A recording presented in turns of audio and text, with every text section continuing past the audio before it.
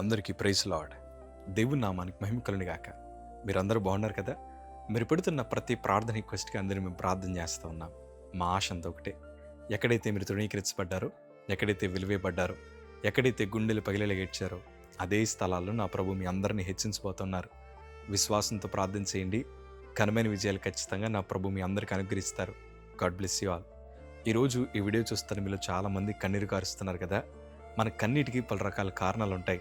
కొంతమంది అందరూ విడిచిపెట్టేశారని, ఏ ఒక్కరు సాయం చేయట్లేదని, కనీసం నా బాధ ఎవరు అర్థం చేసుకోవట్లేదని, అన్నా నా రక్త సంబంధులే ఈరోజు నాకు శత్రులుగా మార్చబడ్డారే, న్యాయము తీర్చేవారు లేక, ఓదార్చేవారు లేక, మేము ఉన్నామని ధైర్యం చెప్పేవారు లేక ఈరోజు మా బ్రతుకులు ఒంటరిగా మార్చబడ్డాయి. కనీసం కన్నీరు కారుస్తున్నా ఎందుకు ఏడుస్తున్నావు అని అడిగేవారు కూడా లేరన్నా. ఈరోజు ఇంట్లో సమృద్ధి లేక, చేయడానికి పని లేక, కుటుంబం అంతా కలిగా మార్చబడింది. నా పరిస్థితికి ఎట్లా అయిందని ఏడుస్తున్నవారు ఉన్నారు. ఈ బాధల మధ్యన, అప్పుల సమస్యల మధ్యన, బలహీనతల మధ్యన, అనారోగ్య పరిస్థితుల మధ్యన, మానసిక ఒత్తిడిల మధ్యన మనం అంటున్న మాటని తెలుసా? ప్రభువు కూడా నన్ను వదిలేశాడేమో, దేవుడు నా ప్రార్థన వినట్లేదు, ప్రభు నా ప్రార్థనకి జవాబు దయచేయడేమో, ఇంక ఈ అప్పుల సమస్య మధ్యనే, ఈ బలహీనతల మధ్యనే, ఈ కుటుంబ సమస్యల మధ్యనే నా జీవితం ఇట్లా ముగిసిపోద్దేమోనని ఆలోచన కలిగి ప్రతిరోజు ప్రభుని ప్రశ్న అడుగుతాం. ప్రభా, మనుషుల్లాగే నువ్వు కూడా నన్ను వదిలేసావా? నా బంధువుల్లాగే నువ్వు కూడా నన్ను వదిలేసావా? నా స్నేహితుల్లాగే ఈ జీవిత ప్రయాణంలో నువ్వు కూడా నన్ను వదిలేసావని ప్రభుని అడుగుతున్నారు కదా. ఈరోజు దేవుడు నీతో మాట్లాడుతున్నాడు. నీ కన్నీరు చూశాడు ఆయన. మనుషులు విడిచిపెట్టినా నా ప్రభు ఎన్నటికీ మిమ్మల్ని విడిచిపెట్టేవారు కాదు. ఇప్పుడు సంగమా, ధైర్యం తెచ్చుకోండి, ఓపికంతా కూడబెట్టుకోండి, విశ్వాసాన్ని కూడబెట్టుకోండి. మీరు ప్రభు సన్నిధిలో చేస్తున్న ప్రతి ప్రార్థన విజ్ఞాపన నా ప్రభు సన్నిధికి చేరింది. దేవుని వాక్యాలు చాలా అద్భుతమైన మాట. యెషయా గ్రంథము 49వ అధ్యాయము 14వ మాట చదివితే, అయితే సీయోను యెహోవా నన్ను విడిచిపెట్టి ఉన్నాడు, ప్రభు నన్ను మరిచి ఉన్నాడని అనుకొనుచున్నది. స్త్రీ తన గర్భమును పుట్టిన బిడ్డను కరుణింపకుండా తన చంటి పిల్లను మరుచునా, వారైనా మరుచుదురు గాని నేను నిన్ను మరువను. ఈ వీడియో చూస్తున్న మీ అందరితో నా ప్రభు మాట్లాడుతున్నాడు. ప్రియ సంగమా, ఆయన మనల్ని మర్చిపోయే దేవుడు కాదు. తల్లైన తన బిడ్డను మర్చిపోద్దేమో కానీ నేను నిన్ను మర్చిపోనన్నాడు. తల్లి బంధము, పేగు బంధము చాలా ఉన్నతమైంది అంటారు. ఈరోజు ప్రపంచంలో తల్లి ఉంటే చాలు, చాలా ధైర్యంగా ఉంటుంది కొంతమందికి. ఈరోజు ఆ తల్లి స్థానమును భర్తీ చేయగలిగిన దేవుడు ఆయన. తండ్రి స్థానమును భర్తీ చేయగలిగిన దేవుడు ఆయన. బంధువుల స్థానాన్ని, స్నేహితుల స్థానాన్ని భర్తీ చేయగలిగిన దేవుడు ఆయన. మనుషులందరూ విడిచిపెట్టినా, మనుషులందరూ కనుమరుగైపోయినా, ఒంటరిగా జీవిత ప్రయాణంలో నిన్ను అన్యాయంగా వదిలేసిన నా ప్రభు ఎప్పటికీ నిన్ను విడిచిపెట్టని వాడు. కాకపోతే మన బాధలు ఏమనుకుంటున్నాం తెలుసా? ప్రభు నన్ను వదిలేశాడయ్యా, నా కన్నీటిని చూసి ప్రభుకు జాలేయట్లేదా, నా ప్రార్థన చూసి, నా ఉపవాసాన్ని చూసి ప్రభు కనీసం కనికరం కలగట్లేదా అని మనం అనుకుంటాం. కానీ ఏదైనా మన మంచి కోసమే అన్న సంగతి మీరు జ్ఞాపకం చేసుకోండి. ఎందుకో తెలుసా? ప్రభు తన పిల్లల ప్రార్థన నిర్లక్ష్యం చేసే దేవుడు కాదు. మీకు ఇచ్చిన వాగ్దానాలు మీరైనా మర్చిపోతారేమో కానీ నా ప్రభు మర్చిపోడు. మీరు చేసిన ప్రార్థనకి తగిన ప్రతిఫలాలు 100% నా ప్రభు మీకు అనుగ్రహించబోతున్నాడు. దైవజనమా, దేవుని వాక్యాలకు అద్భుతమైన సందర్భం ఉంది. పౌలు శీలలు ప్రార్థనా స్థలానికి వెళ్తున్నారు. అపోస్తలుల కార్యములు 16వ అధ్యాయం 16వ మాటలు చదివితే, వారు ప్రార్థనా స్థలానికి వెళ్తున్నారు, ప్రార్థించుకోవడానికి వెళ్తున్నారు. దేవుని చేత ఎన్నుకోబడిన శిష్యులు వారు. ప్రభు అంటే చాలా అమితమైన ప్రేమ కలిగిన వారు. ఎలాంటి దుర్వ్యసనాలు కానీ, ఎలాంటి చెడు ఆలోచనలు కానీ లేకుండా పవిత్రంగా, యథార్థంగా బ్రతుకుతున్నవారు. కానీ వారికి జరిగిన సందర్భం ఏంటి తెలుసా? ఆ ప్రాంతంలోని అవమానం జరిగింది.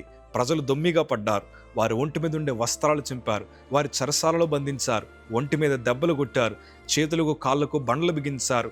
ఇలాంటి క్లిష్టమైన పరిస్థితులు వారికి ఎందుకు వచ్చాయి? అసలు వాస్తవానికి చెప్పాలంటే వారిని పలకరించేవారు లేరు. అయ్యో, జైల్లో వేశారే, వారు ఏ అన్యాయం చేయలేదే, వారు న్యాయబద్ధంగా బ్రతుకుతున్న వారే అని వారు తరపున మాట్లాడడానికి కూడా ఎవరు లేరు. ప్రియ సంగమా, ఇలాంటి పరిస్థితి మధ్యన పౌలు శీలలు ఏమన్నా తెలుసా? ప్రభా, నిన్ను నమ్ముకొని వచ్చాం, మమ్మల్ని ఎందుకు వదిలేసావయ్యా?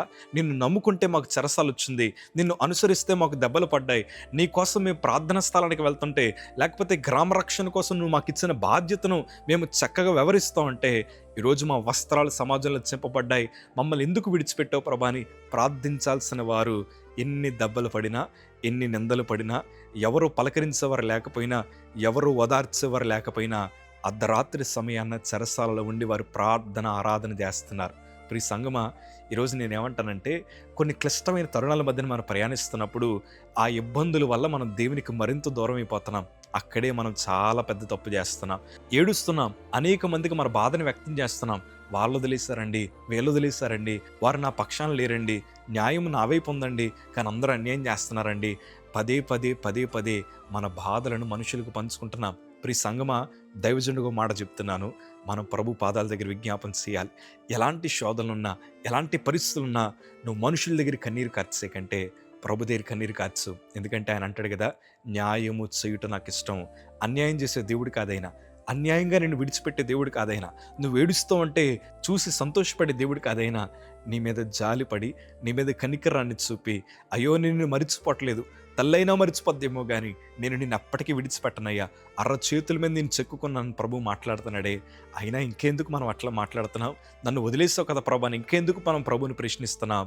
ఇలాంటి ప్రశ్నలు దేవుని భక్తిపరులు అడగలేదు.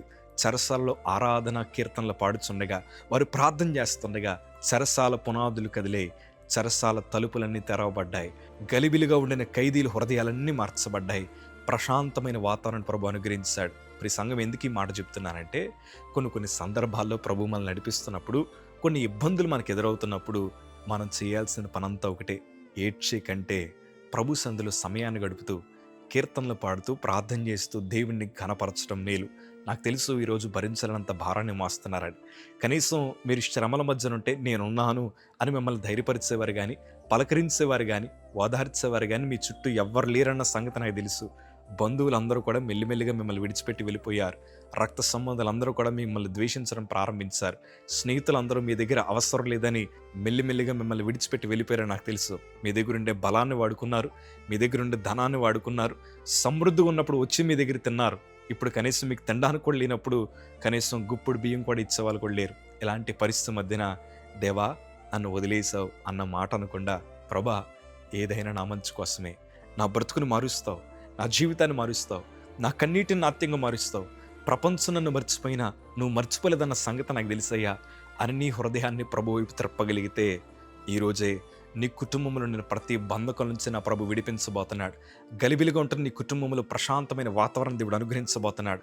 ఇప్పటిదాకా ఏ గదులైతే ఒంటరిగా కన్నీరు కాచావో, ఏ స్థితిలో అయితే మోకాల మీద నీ ప్రభా నేను ఒంటరిదాన్నయ్యా, ఓటములతో నింపబడ్డాను, శ్రమలతో కప్పబడ్డాను, కన్నీరు తప్ప మరొక భాష నాకు లేదయ్యా అని గుండెలు బాదుకుని ఏడుస్తున్న చోటే నా ప్రభు ఘనమైన సాక్ష్యాలు వినిపించబోతున్నాడు. ఎందుకంటే తన ప్రజల మీద దేవుడు జాలి పడతాడు. మనుషులు జాలి పడితే మన బ్రతుకులు ఏం జరగదు, అధికారులు జాలి పడితే మన బ్రతుకులు ఏం జరగదు. శ్రమల కొలిమిల మధ్యన నువ్వు ఎప్పుడు పడిపోతావా, నువ్వు ఎప్పుడు కన్నీరు కారుస్తావా, నీ కుటుంబం అంతా ఎప్పుడు ఖాళీ అయిపోద్దా, నువ్వు ఎప్పుడు సమృద్ధి నుంచి కరువులోకి వెళ్తావా అని చాలామంది ఎదురు చూస్తున్న వారు ఉంటారు. నిన్ను ధైర్యపరిచేవారు ఎవరు ఉండరు, కనీసం వచ్చి నిన్ను ఆదరించేవారు కూడా ఎవరు ఉండరు. ఇలాంటి మనుషుల మధ్యన మనం బ్రతుకుతున్నాం. కానీ దేవుడు మనల్ని విడిచిపెట్టేవాడు కాదు. సంగమా, ధైర్యం తెచ్చుకుని నిలబడు. కొంతమంది అర్ధరాత్రి వేళ టెన్షన్లు పడి ఉలిక్కుపడి లేచి ప్రార్థిస్తున్నవారు ఉన్నారు. ప్రియ సంగమా, మీరు చేస్తున్న ప్రార్థనకి తగిన జవాబులు 100% నా ప్రభు అనుగ్రహిస్తాడు. ఎందుకంటే ఒంటరిగా మంచం మీద పడి ఎన్నోసార్లు కన్నీరు కారుస్తూ ప్రభు దగ్గర అడిగాను, ప్రభా అందరూ నన్ను వదిలేస్తున్నారయ్యా, నువ్వు కూడా వదిలేస్తున్నావా తండ్రి? మనుషులు విడిచిపెట్టినా పర్లేదు కానీ నువ్వు మాత్రం ఎప్పటికీ నన్ను విడిచిపెట్టకయ్యా. చచ్చేదాకా నీ చేతులు నన్ను పట్టుకోవాలి, నా చేతులు నిన్ను పట్టుకోవాలి, ఏదున్నా లేకపోయినా నువ్వు ఒక్కడ ఉంటే చాలు ప్రభా అని ప్రార్థన చేయడం ప్రారంభించాను. క్లిష్టమైన తరుణం మధ్యన దేవుడు దర్శనం ద్వారా ప్రభు నాతో మాట్లాడడం ప్రారంభించాడు. ఆయన నన్ను ధైర్యపరిచాడు. శ్రమ కూడా నీ మేలు కోసమేనయ్యా, నువ్వేమీ కలవరపడకు, మనుషులందరూ నేను విడిచిపెట్టారా, అది నా ఉద్దేశంలో ఒక భాగమే, అనేక మంది నేను తృణీకరిస్తున్నారా, అది నా ఉద్దేశంలో ఒక భాగమే, రేపు అది మేలుకరంగా మారుస్తాను, నువ్వేమీ కలవరపడద్దని దేవుని వాక్యం ద్వారా ప్రభు ధైర్యపరిచాడు. ఈరోజు నేను ఒక మాట చెప్తాను, మేము అనుభవించిన శ్రమ, మేము అనుభవించిన కొరత, అవమానం, నిందలు, ఒంటరితనాలు ఇవన్నీ మా ఆశీర్వాదాలకు పునాదులుగా మార్చబడ్డాయి. ఎందుకో తెలుసా? మేము శ్రమలో ఉన్నప్పుడు మనుషులు జాలిపడ్డారు, కానీ ఆ జాలి నా బ్రతుకును మార్చలేదు. కానీ శ్రమలో ఉన్నప్పుడు నేను ప్రార్థించగా దేవుడు నా మీద జాలిపడ్డాడు. ఆ జాలి నన్ను సాక్షిగా మార్చింది, బలవంతుడిగా మార్చింది, పరిచారికుడిగా మార్చింది. సేవకుల కుటుంబాలకే వచ్చింది కష్టం, ఇంకా మీ కష్టాలేం తీరుస్తారులే అని కొంతమంది వేలెత్తి చూపారు. ఈరోజు వారి మోకాళ్ళన్నీ కూడా ప్రభు సందులో విజ్ఞాపన చేస్తున్నాయి, ప్రభు సందులో ప్రార్థిస్తున్న వారిగా మార్చబడ్డారు. ఎందుకంటే శ్రమను కూడా మేలుకరంగా దేవుడు మారుస్తాడు. నేను కన్నీరు కార్చాను, ఆ కన్నీటిని నాట్యంగా మార్చాడు. ఈరోజు నేను అడుగుతున్నాను, ఎందుకు ఏడుస్తున్నావు? మనుషుల దగ్గర ఏడవకండి, మనుషులకి మీ బాధలు పంచుకోకండి, దేవుని దగ్గర కన్నీరు కార్చండి. దేవుడు మీ కన్నీటిని నాట్యంగా మారుస్తాడు. ఇంకెన్నడూ ప్రభు నన్ను వదిలేశాడు అన్న మాట అనకండి. ఎందుకో తెలుసా? అందరూ వదిలేసినా ఇంకా నువ్వు బ్రతుకున్నావు అంటే కారణం అంతా ఒకటే, ప్రభు నిన్ను విడిచిపెట్టలేదు. చావస్తే బాగుండయ్యా, ఈ లారీ కింద పడి చచ్చిపోయినా బాగుండయ్యా, విషం తాగి చచ్చిపోతానయ్యా, నా ప్రాణాన్ని తీసేసుకుంటానయ్యా అని కొన్నిసార్లు కోపం వచ్చినప్పుడు ఇలాంటి మాటలు ఎన్నో ఉన్నాం. కొంతమంది సూసైడ్కి ప్రయత్నించాలనుకున్నారు, కానీ ఇంకా మీరు బ్రతుకున్నారంటే కారణం ఏంటి తెలుసా? దేవుడు మిమ్మల్ని అన్యాయంగా విడిచిపెట్టాలని కోరుకోవట్లేదు. మీరు చనిపోవాలని దేవుడు కోరుకోవట్లేదు. మీరు ఆశీర్వదించబడాలని, మీరు పడిన చోటే నిలబడాలని నా ప్రభు ఆలోచన కలిగి ఉన్నాడు. ఇంకో మాట చెప్పనా, కొంతమంది రోగముల చేత ఈరోజు వీడియో చూస్తున్నారు. నాకు తెలుసు మీరు అనుభవిస్తున్న టార్చర్ అంతా ఇంత కాదు. మాసగా నలిగిపోతున్నారు. మందులు కొనుక్కోవడం కూడా ధనం లేని పరిస్థితి. ఎవరు సాయం చేయట్లేదు కదా.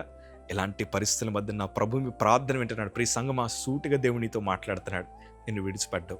ఉద్యోగం లేదని తండ్రులు వ్యతిరేకిస్తున్నారా? ఉద్యోగాలు లేవని సొంత కుటుంబాలే నలుగురు మధ్యన అవమానిస్తున్నారా?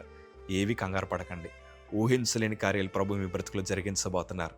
దేవుని దగ్గర కార్చిన కన్నీరు వృధాగా పోదు. ధైర్యంగా ఉండండి. God bless you.